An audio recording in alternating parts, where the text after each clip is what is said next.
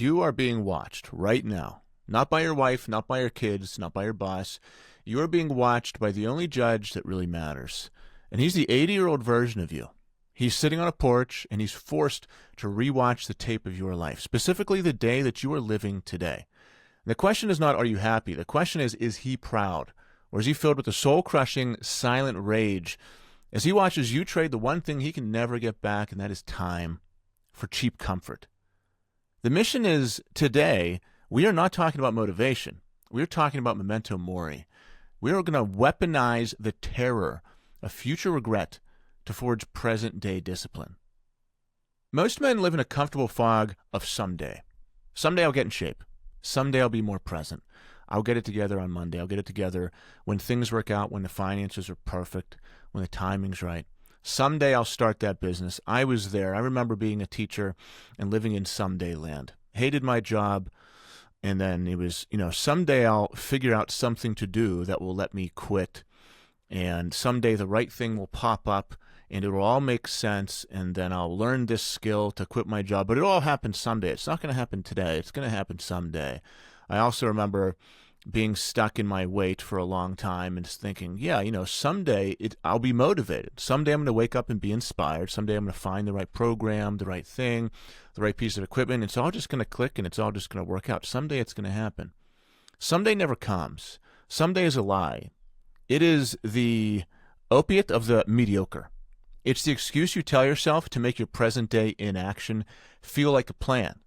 And the brutal truth is you are actively sacrificing the respect of your future self for the comfort of your present self. You are trading a legacy for a donut. You are trading your son's respect for 30 more minutes of sleep. The 80-year-old version of you that's sitting on the porch, drinking a coffee, thinking back on his life, thinking to himself, honestly, I'm past the average age of life expectancy for men right now. That's 77. I'm 80 years old. How much time do I have left? How many more years do I have left? And the reality is maybe a couple. Maybe. My father-in-law, he's in his 90s now, so maybe that could happen. Maybe it's next month. Maybe it's next year. When you're that old, you just don't know. The thing is, you do not have any time left. Zero time left. It's past. You never know what day is going to happen. The more healthy and disciplined you are today means the more years you have later. But at that time, hopefully your wife is still living with you. High chance she's not. Most of your friends are gone. I was talking to a guy in the gym this past week. He's in his upper 70s, still working out, still hitting it. And he just flat out told me, he's like, yeah, most of my friends are dead.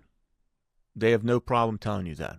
That's what he told me. He's like, yeah, most of my friends are dead. I love coming to the gym and get to hang out with guys, see you and your son, and he loves the camaraderie and brotherhood that he gets from the gym. But most of his friends are dead. His wife has passed on. He comes to the gym for the camaraderie because at home he's lonely. He lost that time, right? The time for business building, the time for legacy building, the time for I'm going to make my son and daughter feel amazing. I'm going to take my wife on this trip. I'm going to make her feel like a queen, like a princess. That time is done. He can never get that back.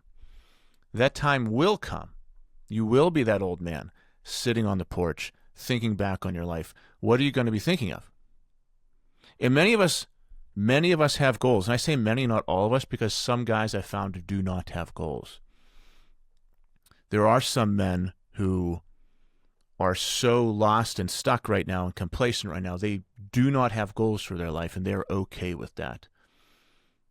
On the outside, they're okay with that. On the inside, they're living in hell and torturing themselves, but they will tell you they're okay with that. And you can't help a guy like that. You've got to wait till they're ready to change. But there are some men who don't have goals, but most of us have goals. We're ready to transform. We're ready to move on to another phase of our life and become inspiring. And that means that a change must be made. That means that part of our life must be different. We want to get in shape. We want to make more money. We want to be a better husband. We want to make our wife feel special, make her feel attractive. We want to make her feel less lonely. We want to talk more to her. We don't want to be roommates with our wife. With our kids, we want them to feel warm and loved and not judged. We don't want them to feel lonely and like they're walking on eggshells at all times of the day. We have a person we want to be, and we are not that person yet. That's the guy that I'm talking to. The man who's listening to this, who knows that there's change for him. I want you to listen.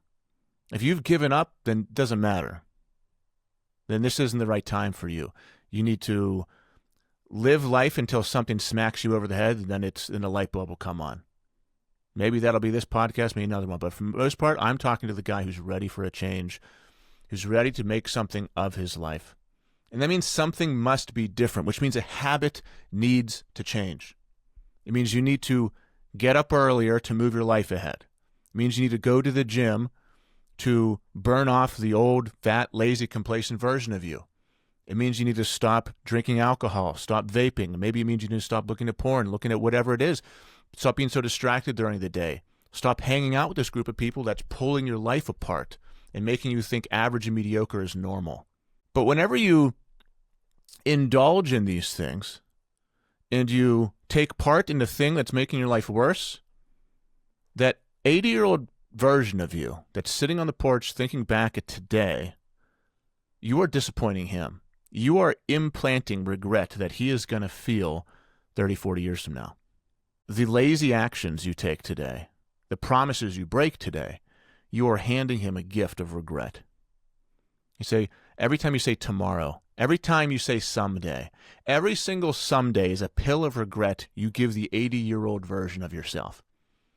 He's thinking, Chris, just go for it. It's not that scary. What are you so damn scared of? I was screaming at myself those words whenever I was stuck at my job and another year passed and I made no progress on leaving it. I hadn't started my ad agency yet. I hadn't started Rising Father Men of Fire yet. It was excruciating year after year. I was like screaming at myself, Chris, what are you doing? Your life is wasting away. Every year is passing. Why haven't you made any progress? What are you doing? That was me, but it was also the 80-year-old version of me watching his life slip away. It's like Back to the Future. He's looking at that picture of himself and he's seeing the picture of himself just fade away. That's what it is. But if you take a disciplined action today, if you take a bet on yourself today, you invest in yourself today, you take a risk today, that picture becomes bright and clear that the 80-year-old version of you is looking at. He says, oh, thank God you're changing my life right now. This life isn't going to be a waste. Thank you, Chris. I love you, Chris. Thank you for when you were in your 30s deciding to rise and investing in yourself, even though 99% of the world would have said it was stupid and finances were too tight. Thank you for going in on yourself. Thank you for taking a risk, being disciplined. Thank you for waking up at 3:45 and going to the gym at 4:15 and working 16-hour days for years to get yourself out of that financial mess, out of the health mess, out of the relationship mess. Thank you for changing your life. That's the gift I gave the 80-year-old version of me. What gift are you going to give the 80-year-old version of you today? What are you putting off? What are you saying someday? I'm going to live a better life someday.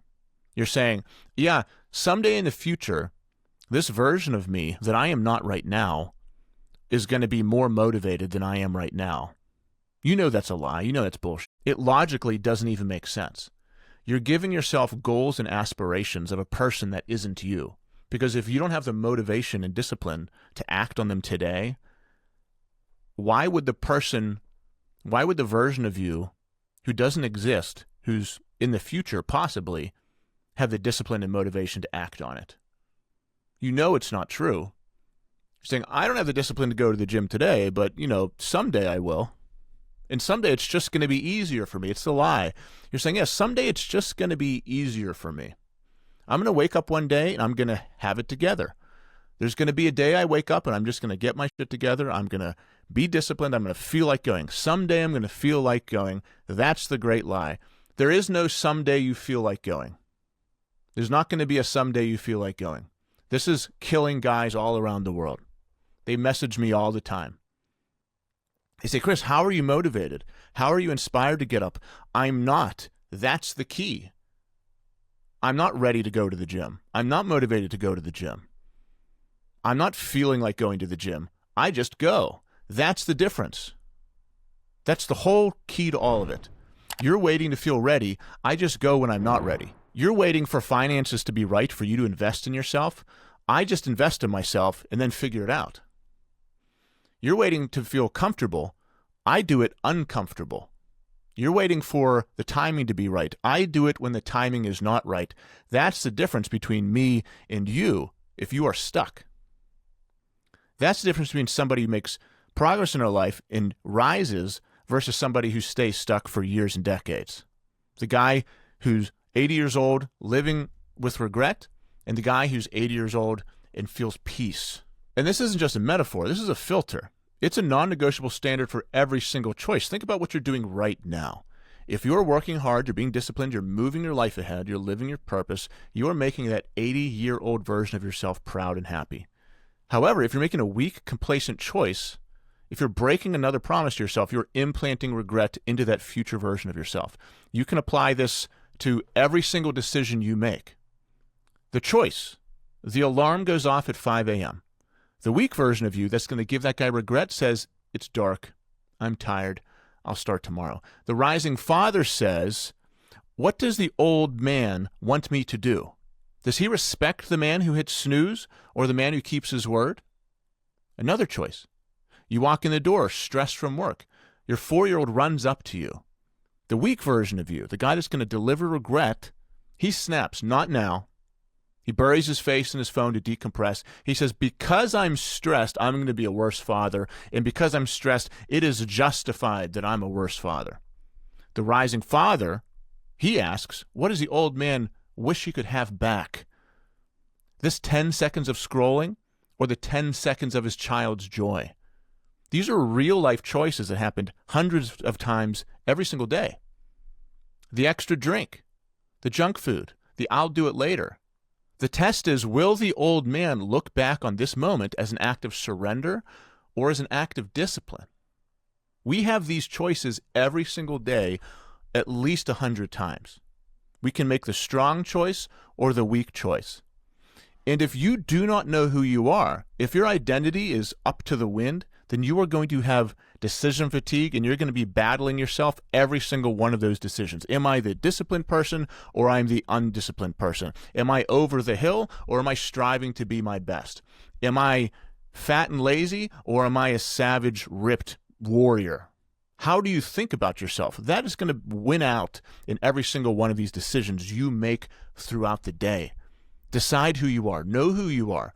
And then you're going to be able to win these decisions every single day. When you know who you are, then you're going to make that old man proud. If you know that you are a disciplined guy who wakes up in the morning on time, he hits the gym, he has a routine, he serves his family, he's an unbreakable leader, and he's actively doing everything in his power to build his family and be the leader they deserve. If that is your identity, then you can rest easy at night knowing the 80-year-old version of you is going to be sitting on that porch drinking coffee with a smile on his face. Not have this sinking regret that he then needs to medicate with a screen or a liquid. And you have two paths. Regret is a cancer. It starts small. It's a broken promise. It's a not now. It's a when finances are right, when life is easy, tomorrow, someday. It's a small broken promise. It's when that little child inside of you, you know, that version of you that wanted to be great. I remember myself laying in my bedroom, 5 guys in this bedroom. I shared a room with 4 other brothers. I was in the bottom bunk, drawing pictures of the man I would be, thinking I would be ripped, thinking I would be, I was like brown hair. I would look like this. I would have this kind of wife. I would have 2 kids, beautiful wife, ripped, 2 kids. I would have, be living in this house. All of it came true, but where I live. Someday. But I remember thinking to myself, I can't wait till I'm older and I could be like this. That boy inside of you is still alive. That's the fire I talk about. That is like the folktale Iron John. That's the golden ball that runs away from him and leaves him. The fire inside of men that dies. Whenever you break a promise, you're breaking a promise to that little boy inside of you who wanted to be great. Think about it. You're a 40-year-old guy right now. You've let yourself go. You've got, 20 years of broken promises showing up all over your body. You got this dad bod, this big gut now. You're lazy. You're complacent. You've got all these vices that are holding you down. You're drinking. You're not present. You've got no energy. Your wife doesn't feel chaste. You don't have a passionate marriage. You're not making the income you want. Like, what happened to you? Imagine speaking to yourself at 10 years old. Not the 80-year-old version of you talking to you. Now, how about you going back in time and talking to the 10-year-old version of you, saying, sorry, bud, I didn't have what it takes. Were you willing to do that? Then do something right now. This motivating you? Good, then do something. Listening to podcasts and being motivated is not enough. Listen to this podcast as you're on the Stairmaster. Listen to this podcast, get off and make a plan. Do something. Don't just listen to it, feel good, and have that be enough. You must actively do something. Good feelings are not action. Changing your life after you have these good feelings is action by a change in habits. Every little broken promise, not now, tomorrow, sometime when life is easier, that is what is crushing you. Imagining that there's going to be an easier time. There's not going to be an easier time. You have to do it scared. You have to do it when the finances are bad. You have to do it when life is inconvenient, when everything's falling apart. Because that's God testing you. He's saying, if you really want this, if you really want to level up, then you've got to earn it. Why am I going to make you earn it? Because I want you to be strong. Because I want you to be successful. Do you think you're going to be strong and successful if I give you an easy test? No. How do your muscles grow? You add weight to the bar. That's God adding weight to your life right now. I want you to be successful, Chris, so I'm going to test you so you come out stronger. Whenever you tell him, sorry, God, I'm going to wait for an easier time in my life when everything's working out for me to change, he's saying, well, I guess you don't really want to change then. I guess you're not looking for a large transformation because you're looking for an easy road. What's at the end of an easy road? Not much. These small broken promises metastasize over decades until it has consumed your entire life. It leaves only a hollow shell of the guy you could have been. I lived this. My journal was a graveyard of broken promises. That old man was screaming at me for a decade, and I kept on hitting snooze. The terror of my kids leaving for college and never having seen their father at his best, that's the pain of the old man. And that's what finally woke me up. Pain woke me up. It was fear of regret. It was the fear of that old version of me looking back on a wasted life. And it was also the cost of what I was costing my family of me not being my best. I was a good father. I was a great father, but I could have been an unbelievable father. So that gap, the gap of what I could have been giving them, was so painful that it forced me to change. But many of us, we say we're good enough. We say we're good enough fathers. We're present enough. I'm giving them time, so what's wrong with that? I showed up at the park. I hear this bullshit all the time from fathers. Oh, at least I took them to the park. Don't be an at least father. At least I took them to the park. You want me to run around and play with my kids? At least I'm providing for them. At least I drove them. Yeah, you be an at least father. I'm going to be a rising father. I'm going to give everything. You give at least? Sure, that's your standard. I'm going to give everything. That's the rising father standard. Respect is not a feeling you are given. It is a metric you earn. It is the sum total of every single time you choose the hard right over the easy wrong. You are not building a life you respect. You are earning it, one disciplined choice at a time. The old man inside of you, he's not the only one watching. The real judges is your son watching right now. Your daughter's watching right now. Your wife is watching you right now. Is she watching a leader or is she watching another child? I have wives DM me all the time. They say, I need to send my husband this post, but I know he's going to get offended and defensive. I just posted about that this morning. I made a searing post directed at husbands yesterday, and I had 7 wives DM me. They said, oh my God, this is my husband. I need to send him this. How do I do it, Chris? I know he's going to get defensive and offended, and then he's going to reject me. My message to them was the same message I give my men. You cannot change him. You can only change yourself. Become undeniable. Then he's going to be forced with a decision. I need to level up so I can hang with my wife, or she's going to leave me behind. Be a leader to your wife. Don't insist on being led for the rest of your life. And the truth is, the life you are living today, the exact same tape the old man is forced to rewatch, is the life you're living today. That's the tape they are recording in their minds. It is becoming their standard for what a man is. It's becoming the blueprint for what love, discipline, and leadership look like. And the question is, when they are grown, will they look back on this time and respect the man that you were? Or will they have to look outside of their own home for a standard of strength and leadership? The 80-year-old version of you is watching. He's begging you. He's pleading with you to not trade his peace for your temporary comfort.